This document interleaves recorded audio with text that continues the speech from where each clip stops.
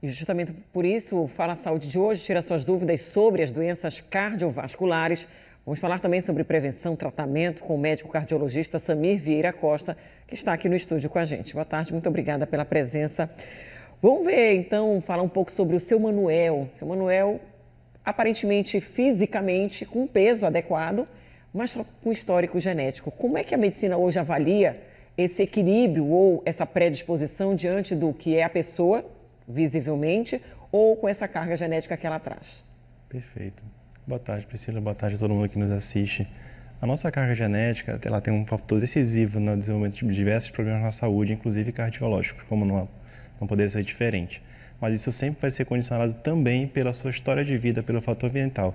Que coisas você viveu, como são as suas interações sociais, onde você viveu, como você comeu, você teve a oportunidade de fazer exercícios físicos, a sua vida é mais ativa ou menos ativa, teve boas qualidades de vida, de sono, se tem cigarro envolvido ou outras formas de tabagismo também, certo? Então, quanto mais a gente influencia essa genética, já há uma predisposição ao desenvolvimento de doenças, mais isso será acelerado. Tanto maior for a carga desses fatores e quanto mais tempo você tiver exposto ou exposta a eles.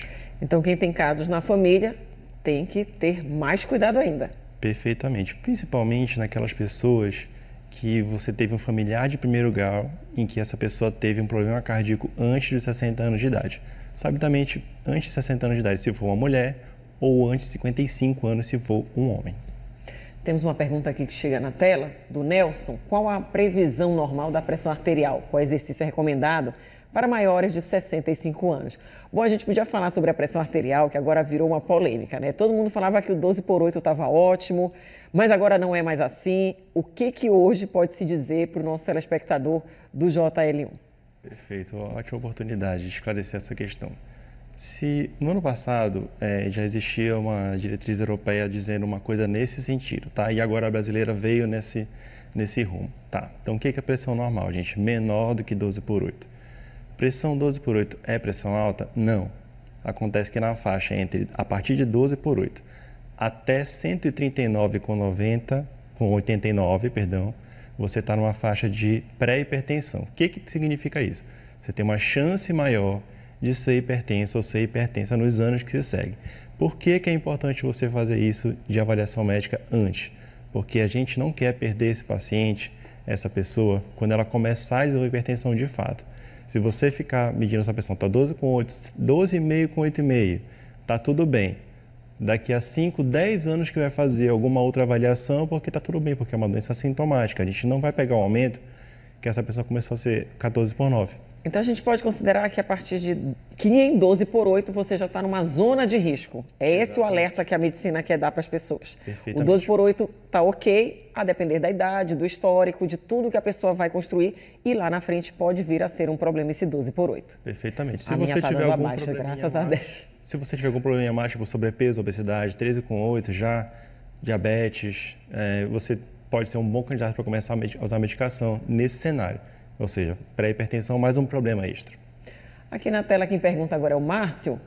Tenho 49 anos, gostaria de fazer uma atividade física. Quais exames tenho que fazer para saber se o coração está bem para esse esforço? Ele é do bairro da Sacramento. Perfeito, Márcio. Aproveitando também que eu acabei nem respondendo que a Sim, eu sou de 65 perguntou, anos. Os exercícios mais importantes são combinar exercício aeróbico, que é exercício de fôlego, né? Caminhar, dançar, pular corda, nadar, etc. E exercício de força. Musculação, pode ser com peso do corpo, pode ser com peso livre, pode ser com elásticos, né? Então, essa combinação é a melhor de todas. O Pilates entra nesse contexto também? Ele entra também. Porque ele tem resistência. Como exercício resistido, por exemplo, né? Só não entraria como exercício aeróbico. Moderado.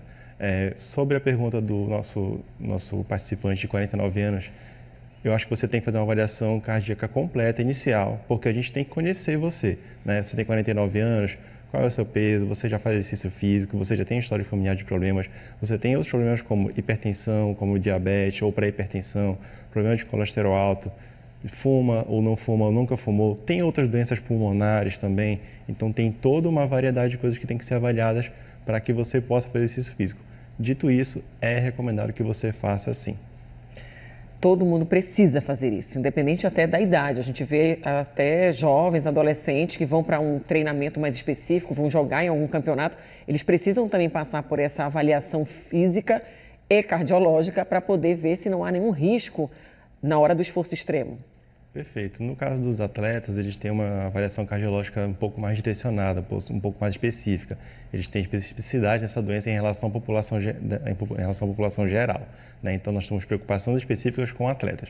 Mas, sim, todas as pessoas devem praticar exercícios físicos da infância até a terceira idade, dadas as devidas proporções e de forma adequada, preferencialmente sempre com apoio e com supervisão de profissionais de educação física. Vamos a mais uma pergunta aqui na tela de Fernanda Gama. Ando sentindo umas leves pontadas no coração. Meu exame deu uma insuficiência mitral de grau discreto e insuficiência aórtica de grau discreto. O que significa? Devo me preocupar? Ok. Insuficiência mitral de grau discreto. É isso que ela descreve aqui. Sim.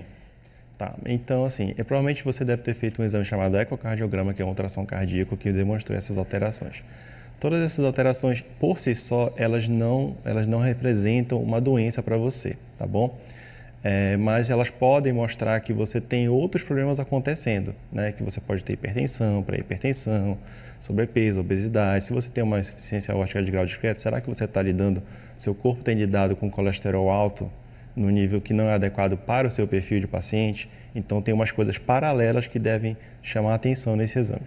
Daqui a pouco a gente volta e você aí de casa pode continuar participando do quadro Fala Saúde. 999-430001 é o nosso WhatsApp. Já já a gente volta falando sobre a saúde do coração. Fala Saúde de volta para tirar suas dúvidas sobre doenças cardiovasculares com o médico cardiologista Samir Vieira Costa, que está aqui com a gente. Já temos as perguntas chegando na tela, a gente já vai direto para elas. Vamos então? Bem, daqui a pouco vamos lá. Agora então temos Branca, boa tarde. Uma mãezinha que durante a gravidez apresentou um quadro de pré-diabetes. Pode ocasionar algum risco cardíaco ou má formação do coração do bebê? Que excelente pergunta, né? Em geral, na gestação a gente não fala muito numa situação de pré-diabetes. Ou você tem diabetes gestacional ou não tem, né?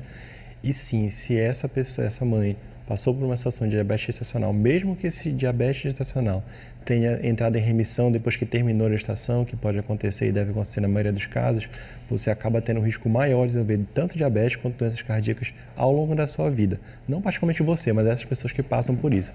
E sim, essa criança também tem um risco maior de desenvolver diabetes na sua vida. Aqui na tela a pergunta que chega. Boa tarde, sou de Tomé Açu. É verdade que o uso de magnésio ajuda a evitar problemas no coração? Excelente pergunta. O magnésio em si, enquanto suplemento a ser tomado diariamente, não tem um benefício comprovado. Ainda é projeto de estudo, esse tipo de coisa. Porém, se você tem uma alimentação que é rica em potássio, magnésio, pobre em sódio, rica em fibras, a gente está falando então de plantas, está falando de raiz, folha, fruta, verdura, castanhas, sementes, isso sim tem impacto extremamente positivo na saúde. É tão bom que até diminui a chance de doença cardíaca.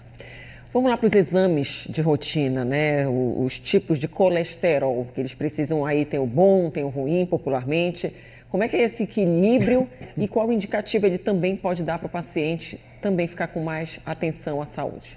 Esse assunto é muito oportuno porque a nossa Sociedade Brasileira de Cardiologia acabou de lançar uma dentre várias diretrizes de colesterol, tá? Então, para ser bem simplificado aqui, a depender do perfil de paciente, você precisa ter um nível de colesterol X, né? Porque quando você mantém nesse nível de colesterol X mais controlado, ao longo da vida você diminui a chance dessas pessoas terem problemas cardíacos. Sabidamente eu estou falando de infarto e de AVC, pode ser outros também, ok?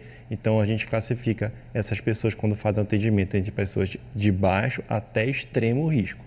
Quanto maior o seu risco de desenvolver problemas, mais apertada é essa meta de colesterol LDL, tá bom? E você também pode ter algumas outras lipoproteínas que a gente pesquisa, como a lipoproteína B, lipoproteína A, que tem umas considerações um pouco mais de especificidade filigrana de consultório, mas que também, se você tiver elevado, você também é uma pessoa que precisa ter um pouco mais de atenção com a saúde cardiovascular no geral. Mais um aqui na tela, do Pedro. Tem uma idade certa para fazer um check-up? Ele é de Redenção. Pois é, né? O check-up ele é muito amplo, certo? Então, aproveitando o gancho do que o Dr. Edson falou na entrevista anterior, se você é um homem a partir de 35 anos, se você é mulher a partir de 40 anos, isso como regra geral. Se você já tem algum outro problema de saúde sabidamente antes dos 30 anos. Eu queria reforçar aqui que vale a pena você fazer uma consulta cardiológica pelo menos uma vez na vida, se você é criança ou adolescente, tá bom?